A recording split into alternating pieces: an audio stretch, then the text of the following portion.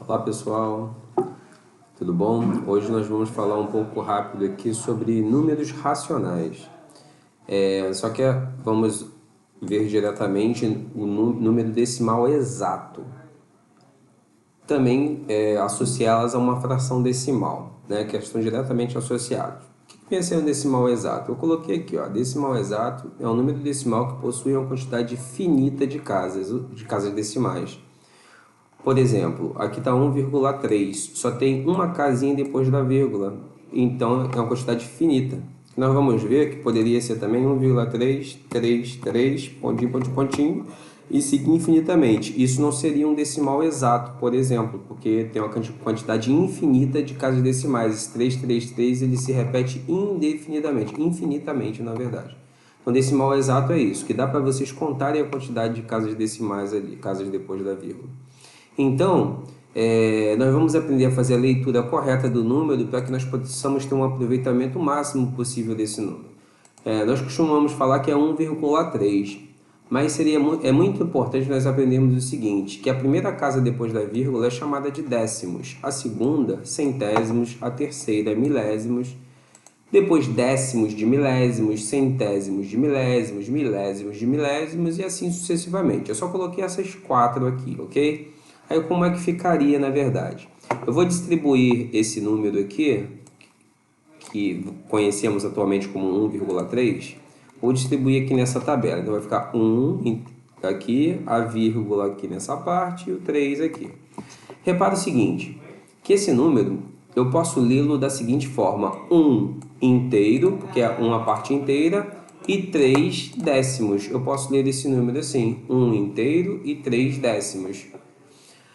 O legal de fazer a leitura do número dessa forma é que você pode, por exemplo, escrever o número na forma mista, caso seja necessário, né? Dessa forma, 1 inteiro e 3 décimos, tá vendo? Essas escritas elas são equivalentes. Esses números equivalem ao mesmo valor, né? Se equivalem, né? Tem o mesmo valor. Bom, essa é uma maneira de se ler aquele número lá, ao invés de ler 1,3, né? Ler 1 inteiro e 3 décimos. Agora, outra forma de ler esse número é o seguinte: você abandona a vírgula, né? Se você abandonar a vírgula, esse número vira 13. Se você for observar aqui, é 13, né? 13 o quê? Aí você vai olhar para a última casa que ele parou. Ele parou na casa dos décimos. Então, esse número é a mesma coisa que 13 décimos. Então, eu posso fazer essa leitura desse número, né? 13 décimos. Então, três formas de ler o número, né? 1,3. Aí, outra forma, de forma mista, 1 inteiro e 3 décimos. E a terceira forma, 13 décimos. O legal de ler o número dessa forma, sem a vírgula aqui, ver que é 13 e está na casa dos décimos, é porque você já pode automaticamente transformá-lo em fração, ó, uma fração imprópria, né? 3 em cima e 10 embaixo. Então, esse número aqui, só sabendo ler corretamente ele, eu já consigo transformá-lo em uma fração imprópria. Tá vendo aqui? Também conhecida como fração decimal. Por quê? Porque ela aqui embaixo ela é uma potência de base 10. Aqui embaixo se aparecer 10, 100, 1000, 10.000, essa fração é chamada de fração decimal. Vocês vão ver que vai aparecer todo decimal exato, ele pode ser escrito como uma fração decimal. Agora, por exemplo, esse outro número aqui, o 0,24, que atualmente nós conhecemos ele assim. Então, ficaria assim, na parte inteira, 0, a vírgula aqui, vou botar a vírgula aqui, e o 2 aqui, e o 4 aqui no centésimo. Repare que a última casa para ser preenchida foi a dos centésimos. Bom, como eu não tenho parte inteira, então eu não tenho como escrever esse número aqui na forma mista, porque ia ficar um zero aqui, zero inteiro, não faz sentido falar dessa maneira. Então, não escrevo esse número na forma mista. Mas eu posso escrever na forma de fração decimal. Excluo a vírgula, em pensamento mesmo pode ser, né? Aí esse número aqui, ó, 0,24, que é 24, aquele número ali, 0 à esquerda ali não vai fazer diferença, sem a vírgula, né? Então, 24. Como o último algarismo está na casa dos centésimos, então eu leio esse número 24 centésimos. Mas já que eu leio esse número 24 centésimos, eu posso escrevê-lo da forma que eu leio também. Então, é 24 sobre 100, 24 centésimos. Viu como é muito prático? Uma vez que eu aprendo a fazer a leitura do número, eu consigo escrevê-lo facilmente na forma de fração decimal. Fração decimal por quê? Ou o denominador é 10, ou é 100, ou é 1000, entendeu? São potências de base 10.